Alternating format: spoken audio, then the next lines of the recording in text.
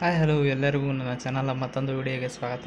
ಈ ಒಂದು ವಿಡಿಯೋದಲ್ಲಿ ಗೃಹಲಕ್ಷ್ಮಿ 10ನೇ ಕಂತಿನ ಹಣ ಅಂದರೆ ಅದು ಯಾವಾಗ ಬರುತ್ತೆ, ಯಾರ್ಯಾರಿಗೆ ಬರುತ್ತೆ, ಈಗಾಗಲೇ 9ನೇ ಕಂತಿನ ಹಣ ಅಮೌಂಟ್ ಹಾಕಿದ್ದಾರೆ. ಯಾವಾಗ ಹಾಕಿದ್ದಾರೆ ಅಂದರೆ 26ನೇ ತಾರೀಕು ಏಪ್ರಿಲ್ 26ನೇ ತಾರೀಕು ಏನು ಎಲೆಕ್ಷನ್ ನಡೀತು ದಕ್ಷಿಣ ಕರ್ನಾಟಕದಲ್ಲಿ, 26ನೇ ಏಪ್ರಿಲ್ಗಿಂತ ಮುಂಚೆ ಅಂದರೆ 24ನೇ ತಾರೀಕು 9ನೇ ಕಂತಿನ ಹಣ ಹಾಕಿದ್ದಾರೆ. ಅದನ್ನು ಬಿಟ್ಟು 2 ದಿನ ಆದಮೇಲೆ ಮತ್ತೆ ಸ್ವಲ್ಪ ಇನ್ನೂ ಕೆಲವು ಜಿಲ್ಲೆಗಳಿಗೆ ಹಾಕಿದ್ದಾರೆ ಅಮೌಂಟು. ಇನ್ನೂ ಉತ್ತರ ಕರ್ನಾಟಕ ಭಾಗದ ಕಡೆ ಇನ್ನೂ 9ನೇ ಕಂತಿನ ಹಣ ಬಂದಿಲ್ಲ.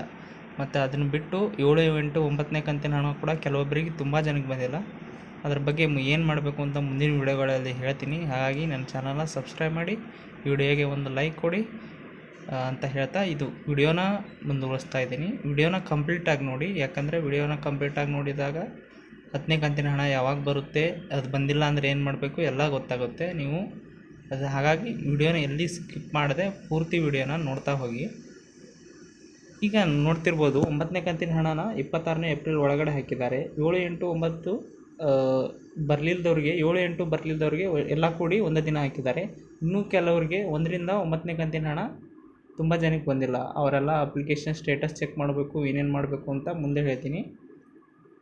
ಈಗ ವಿಡಿಯೋನ ಮುಂದುವರ್ಸೋಣ. 10ನೇ ಕಂತಿನ ಹಣ ಯಾವಾಗ ಬರುತ್ತೆ ಅಂತ ತುಂಬ ಜನಕ್ಕೆ ಪ್ರಶ್ನೆ ಇದೆ. ಯಾಕಂದರೆ 9ನೇ ಕಂತಿನ ಹಣ ಬಂದಮೇಲೆ ನೀವು ನೋಡೋದು ನೆಕ್ಸ್ಟ್ ಕಂತಿನ ಹಣ ಯಾವಾಗ ಬರ್ಬೋದು ಅಂತ.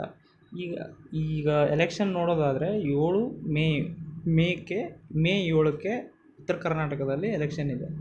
ಅದಕ್ಕಿಂತ ಮುಂಚೆ ಆ ಜಿಲ್ಲೆಗಳಿಗೆ 9ನೇ ಕಂತಿನ ಹಣ ಬರುತ್ತೆ. ಅದು 7ನೇ ತಾರೀಕು ಆದಮೇಲೆ ಅಂದರೆ 8, 9, 10ನೇ ತಾರೀಕು ನಂತರ ಏನು 10ನೇ ಕಂತಿನ ಹಣ ಪೂರ್ತಿ ಎಲ್ಲ ಜಿಲ್ಲೆಗಳಿಗೂ ಬರೋ ಸಾಧ್ಯತೆ ಇದೆ ಅಂತ ಇನ್ಫಾರ್ಮೇಷನ್ ಬಂದಿದೆ. ಹಾಗಾಗಿ ನೀವು ಎಕ್ಸ್ಪೆಕ್ಟ್ ಏನು ಮಾಡ್ಬೋದು ಅಂದರೆ 8, 9, 10 ಮೇ ಈ 3 ದಿನಗಳಲ್ಲಿ, ಅಥವಾ ಅದಾದಮೇಲೆ 10ನೇ ಕಂತಿನ ಹಣ ಬರ್ಬೋದು. ಯಾವಾಗ ಬಂದಿದೆ ಅಂತ ಹೇಳಿ ನಾನು ಒಂದು ವಿಡಿಯೋ ಮಾಡಿ ಹಾಕ್ತೀನಿ 10ನೇ ಕಂತಿನ ಹಣ ತಕ್ಷಣ. ಆವಾಗ ಅದಕ್ಕಾಗಿ ನನ್ನ ಚಾನಲ್ನ ಸಬ್ಸ್ಕ್ರೈಬ್ ಮಾಡಿ. ನಿಮಗೆ ಈ ವಿಡಿಯೋ ಹೆಲ್ಪ್ ಆಗಿದೆ ಅಂತ ಅಂದ್ಕೊತೀನಿ. ಇಷ್ಟು ಹೇಳಿ ಈ ವಿಡಿಯೋನ ಮುಗಿಸ್ತಾ ಇದ್ದೀನಿ. ಜೈ ಹಿಂದ್, ವಂದೇ ಮಾತರಂ.